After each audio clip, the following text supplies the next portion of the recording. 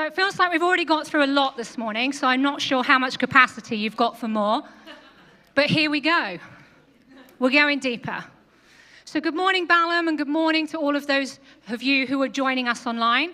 We're in the midst of this sermon series, which is exploring the names of God, helping us to understand God's character and deepening our relationship with him.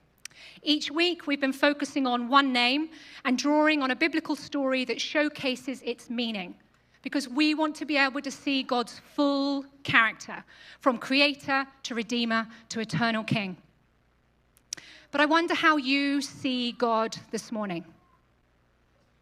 Perhaps it depends on the kind of week that you've had, or the season of life that you're in.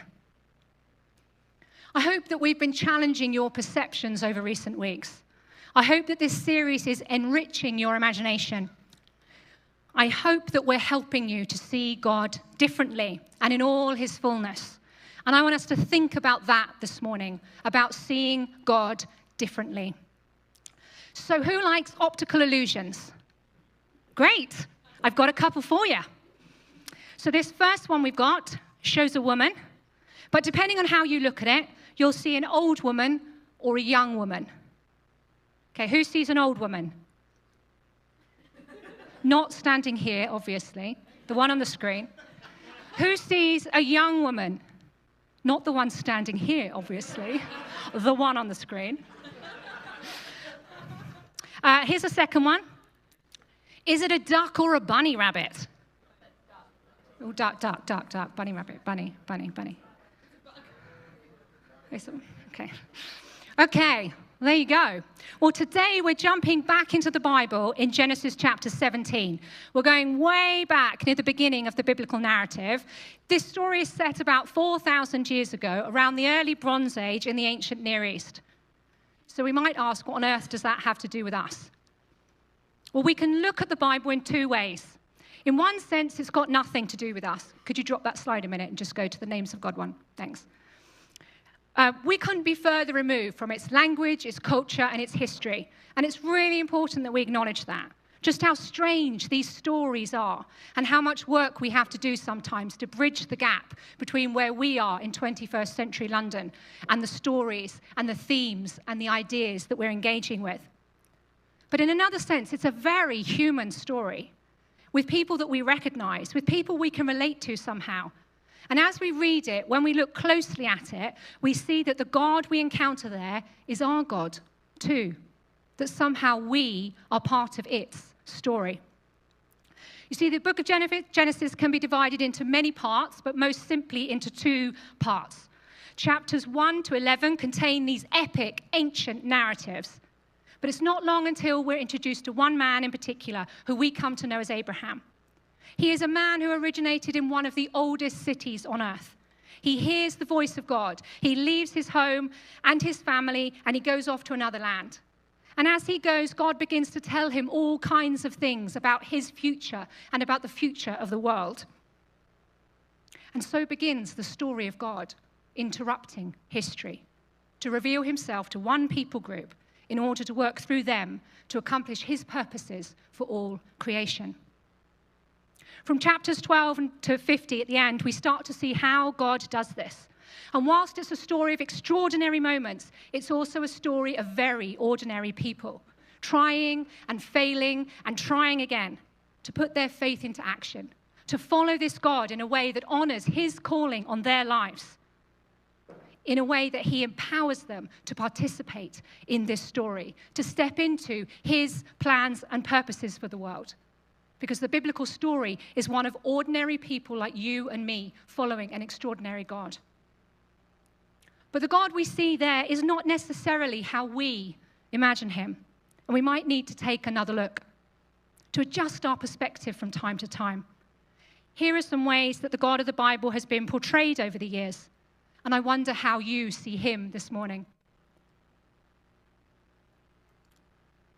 Because how we think about God matters. And how we imagine God, whether he's male and female, white or black to us, old or young. Whether he's distant and demanding, unpredictable and angry, meek and mild, or loving and faithful. All of this shapes how we see ourselves and the world around us. In fact, what we've been proposing in this series is that what comes into our minds when we think about God is the most important thing about us. And now, of course, we all know that knowing something about someone isn't the same as knowing them. My husband, Paul, can tell you all sorts of things about me, and he probably would if you asked him. But no one knows me the way that he does. And it's knowing God at that level of proximity and intimacy and trust that changes everything. So we're not just here to learn new words every week, but to see God anew. Our hope is that week by week, sermon by sermon, small group by small group, service team by service team, through worship and service and friendships and ministry time, you encounter God in such a way that your lives and your relationships and your purpose is forever changed. We pray that you would receive encouragement and empowerment to seek God first and to move through life with the confidence that comes from truly knowing him, from knowing the God whose names declare his character, and that this deeper knowledge in you would overflow to a world that desperately needs to know this God for themselves. So, let's get back to Abraham and zoom in a bit. The name of God that we're looking at this morning is El-Shaddai. It's a Hebrew word, which is the language the Old Testament was originally written in. It's not a name that someone gives to God to describe something that God does, but one way that God identifies himself. So if you have a Bible or you've got it on your phone, let's turn to Genesis 17, verses 1 to 8. When Abraham was 99 years old, the Lord appeared to him and said, I am God Almighty, El-Shaddai. Walk before me faithfully and be blameless. Then I will make my covenant between me and you and will greatly increase your numbers. Abraham fell face down, and God said to him, as for me, this is my covenant with you. You will be the father of many nations. No longer will you be called Abraham. Your name will be Abraham, for I have made you a father of many nations. I will make you very fruitful. I will make nations of you, and kings will come from you. I will establish my covenant as an everlasting covenant between me and you and your descendants after you, for the generations to come, to be your God and the God of your descendants after you. These few verses are a crucial piece in the whole biblical narrative. God is at work here. This story is not just about him identifying an old childless couple that he feels really sorry for in order that we can have a sermon illustration hundreds of years later. God has begun to initiate his redemption plan through these very ordinary people. Because God has told Abraham that he will become a father of multitudes, and as yet he has no children, he is fed up with waiting for God. Sarah is fed up waiting for God. And they decide to take matters into their own hands. And we know this story. Sarah suggests that Abraham has a child with her servant, who clearly has no say in the matter, so that they will have a child that Abraham and Sarah can raise by themselves. Unsurprisingly, this plan goes terribly wrong. And as the only childbearing woman in Abraham's bed, Hagar, the servant, asserts her new position in the household. Sarah doesn't like this and treats Hagar terribly. Hagar runs off into the desert. And I'm digressing with this story slightly because it is often overlooked. But the God of Genesis 17 is the God of Genesis 16. And if we don't see him as that, we might miss him altogether. So let's pause for a moment and listen to the other part of this story, of a servant called Hagar, who until now is just a powerless, voiceless extra, whose story happens to be wedged between the greatest of biblical narratives. She's unseen, she's unheard, and she is unimportant. Or is she? Let's look at Genesis 16, verses 7 to 13. The angel of the Lord found Hagar near a spring in the desert. It was the spring that is beside the road to Shur. And he said, Hagar, slave of Sarah, where have you come from and where are you going? I'm running away from my mistress, Sarah, she answered. Then the angel of the Lord told her, go back to your mistress and submit to her. The angel added, I will increase your descendants. so that they will be too numerous to count. The angel of the Lord also said to her, "You are now pregnant, and you will give birth to a son.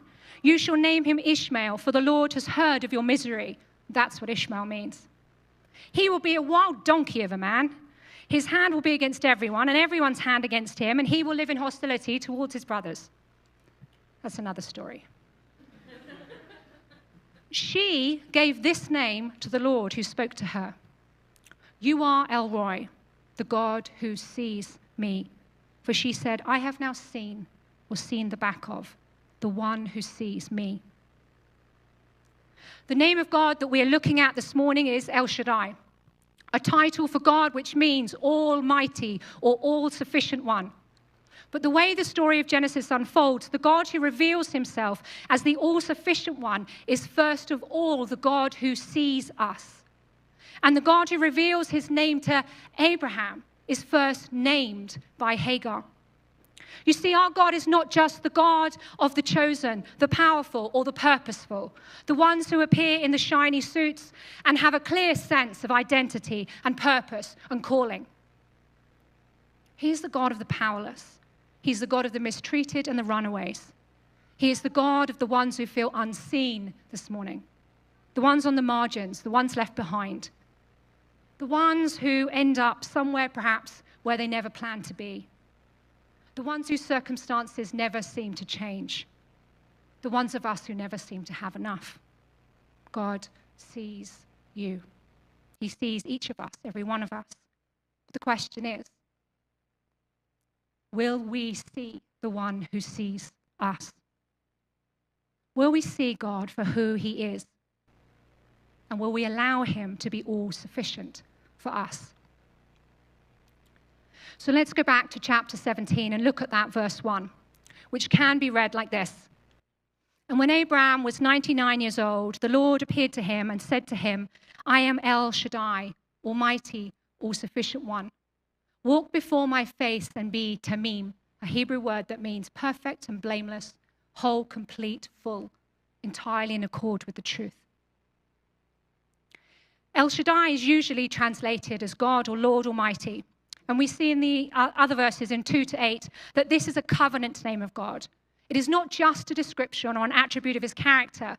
These Genesis chapters are the foundation of a promise-based story in which God commits himself to a people who are not yet born, that they might become inseparable from his name and carry his purposes for our future. In the New Testament, the Greek term, it's a funny old word, pankrokrator. Let's say it again. Pankrokrator. It sounds like an evil creature from an Avengers movie, doesn't it? This is the Greek term for El Shaddai, which is used in the New Testament, and it literally means he who has authority over everything. It describes God as having absolute power and dominion over the entire world. And this is our God. This is our God, the one who has authority over everything, all thrones and dominions, all powers and positions, all presidents, all prime ministers, all time and history. This is our God. And that might be the God that you need to be reminded of this morning, the God that you need to see, because the image of your God right now has swung too far the other way, maybe too far in the wrong direction. Perhaps the God that you see this morning seems to have shrunk somehow. Perhaps the things of this world are too much for him. Perhaps it feels as though your needs are too overwhelming for him. And the God you see is as powerless as you are. We need to be reminded that our God is neither wringing his hands at the state of this world or running out of ideas of how to make them better. He is the one who has authority over everything. He is the all-powerful one, the all-sufficient one, our eternal King, whose kingdom endures forever. But just in case our perception of this God of strength and sufficiency is too caricatured, just in case the God you picture as all-powerful is therefore distant and uncaring in some way, remember the God of Genesis 16. This is the El Shaddai. This is the Almighty who sees you and who meets you at your point of need. These two stories are not accidentally placed next door to each other. They are so closely linked, and they invite us to reconsider the caricatures of God of the Old Testament and encourage us to take another look.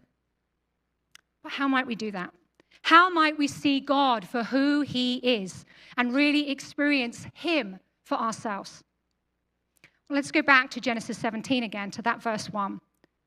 Because as God reveals himself to Abraham as the all-sufficient one, he invites Abraham into a new way of life, one that will enable him to see and experience this all-sufficient God for himself. The invitation is for Abraham to walk with God. You may be surprised to know that the primary verb in the Old Testament for walking means walking. But it also represents a way of life, a consistent, devout, and committed way of life, following God's ways and characterized by intimate friendship with him, which is how Abraham is described elsewhere in the Bible as a friend of God. To walk with me clearly carries the deeper meaning of living a wholehearted and faithful life in God's presence. To walk with God is to walk in his ways. To know God is to be formed and informed by his presence. And we all know that takes time and attention. In case you've never come across it, there is a very special little book called The 3 Mile an Hour God, which suggests that God moves at the speed at which we walk. Therefore, if we want to see him, if we want to keep in step with him, we need to slow down. Who doesn't know that? Why does God walk so slowly? Because he is love. And the author, the Japanese theologian Kosuke Kiyama, puts it like this: God walks slowly because he is love. If he is not love, he would have gone much faster. Love has its speed. It is an inner speed. It is a spiritual speed. It is a different kind of speed from the technological speed to which we have become accustomed. It is slow, yet it is Lord over all other speeds, since it is the speed of love. It goes on in the depth of our life, whether we notice it or not, at 3 miles an hour. It is the speed at which we walk, and therefore the speed that the love of God walks. You see, if we want to encounter the all-sufficiency of God, his nurture, his proximity, his care, we have to slow down and give him our attention. Some of us might be found in desert places this morning, somewhere we've run off to. Others of us are just experiencing life circumstances which have slowed us down or brought us to a halt altogether. Other of us just have this nagging feeling that we need to slow down. But we have a choice in order that we can experience the all-sufficiency of God for ourselves. So the second part of this invitation to Abraham is to be blameless. This word tamim here is often translated perfect or without defect. And it is the word used to describe the Passover lamb, for those of you who know your Exodus story. If Abraham, Isaac, and Jacob are the founding fathers of the Genesis people, Exodus is the story of how this very dysfunctional family have grown from a tribe into a nation in fulfillment of God's promises here in Genesis. It's a story that tells us about the multitudes who were then enslaved and miraculously leave captivity under the protective cover of the blood of a lamb. What it doesn't mean is about striving for sinless perfection or moral compliance. The reality is we can all do that if we try hard enough. Its meaning is much more about perfection understood as wholeness and completion. To walk before God means to offer your brokenness, your shortcomings, your imperfections, your weakness, and receive his wholeness in return. Because when God is sufficient for you, you stop seeking after other things.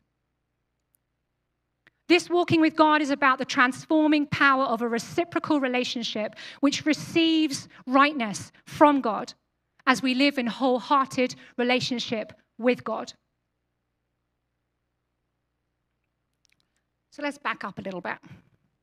we're here to encounter one aspect of God's character this morning, that he is El Shaddai, which we've seen means all-sufficient one, and can be expressed through power and strength, proximity and care. It is because of who God is that Abraham can walk in confidence of who he is. So what's our response to this? What if you were to hear God this morning say to you, I am your all-sufficient one. Walk before me and be made whole. How will you respond this morning? I don't know what your response will be, but I have walked with the Lord for many years. Through seasons of life when things seem to go super well, and others where nothing goes well at all. Through loss and grief and confusion, where my hands have felt empty and I have run out of ideas and resources to make things better in my own strength. And I've prayed, as many of you have done, God, where are you? I need to see you. I need to know that you are here. I need your presence. I need your power. I need your provision. I need your peace. But it's in those difficult seasons when everything else is stripped away that I have learned to see God differently. When he comes into focus and I begin to see him for who he is and not who I have made him out to be.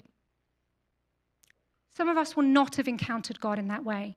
He may seem to us at times as all-powerful and uncaring, or all-caring and powerless.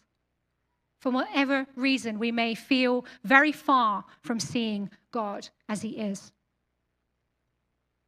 But when we turn to the pages of the New Testament, some of us might find that a little easier. You see, the earliest followers of Jesus worshipped this same God, the God of Abraham, Isaac, and Jacob. And they understood that Jesus was the one in whom God had made himself visible in their day. He, Jesus, was the one in whom God rested, in whom the fullness of God dwelt, in whom God's all-sufficiency was present. And Jesus demonstrated this, proclaimed this, as he preached the gospel, as he calmed the storms, as he fed the hungry, as he touched the outcast, as he healed the sick, and as he set the oppressed free. Through healing and redemption, and ultimately in being the whole and wholehearted one who died and was raised to new life and new creation. And later in the New Testament story, we meet this man called Paul, who had such a dramatic encounter with God, where he lost his sight so that he could see the God who he had always worshipped. And the good news, according to Paul, was that God keeps his promises, that those promises made in Genesis, that through Abraham's people he had sent his son, he had poured out his spirit, and he had begun a new work on the earth. And not only that, but all that came to him would be rescued. All that came to him would be redeemed, that we would be restored, that we would be forgiven, and that we would become participants in this story. You see, Paul understood that to walk before God is to know the fullness of his transformative presence. And being part of a community like this one is where we get to figure out how to do that together. So you might feel unseen this morning. Perhaps there's something that you're struggling with, something that you need. Perhaps it just feels like a whole bunch of stuff between you and the God you would like to see. But we want you to know that God sees you. And we want you to know that you are seen in this place. So whether you are running away from something or whether you are longing to engage with something, there's nothing that qualifies you. There's no one here that is any better or more qualified than anyone else. And nothing disqualifies you from walking with God, except that we come and we lay our lives before him. We put everything that we want, everything that we need, everything that we hope for, everything that we fear into his hands, because he is sufficient for us. Paul puts it like this: Whatever were gains for me, I now consider loss for the sake of Christ. What is more, I consider everything a loss because of the surpassing worth of knowing Christ Jesus, my Lord, for whose sake I have lost all things. I consider them rubbish, that I may gain Christ and be found in him. I feel like Paul's saying that God may be sufficient for me. Now, in case your perception of Paul is that he was a man who floated through life 2 inches above the ground, never experiencing difficulty or pain, the ideal New Testament Christian, he was a man whose life was full of constant challenge, who experienced violence and imprisonment. He even writes of a situation in which he experiences the deep turmoil of unanswered prayer. And yet, in the midst of it all, he sees God.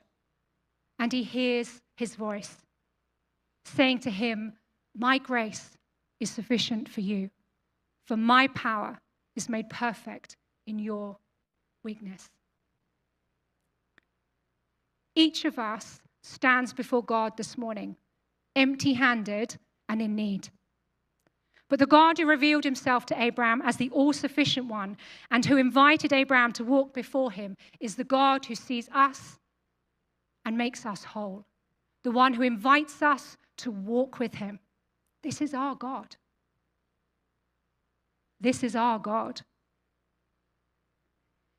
He is the one who is with us. He is the one that works within us, in our weakness, seeing us as we are and inviting us into his story, into his transformative presence to be made whole and to participate in his plans and purposes for our world today. Let's stand. If I could have the absolutely fantastic band back up, that would be amazing.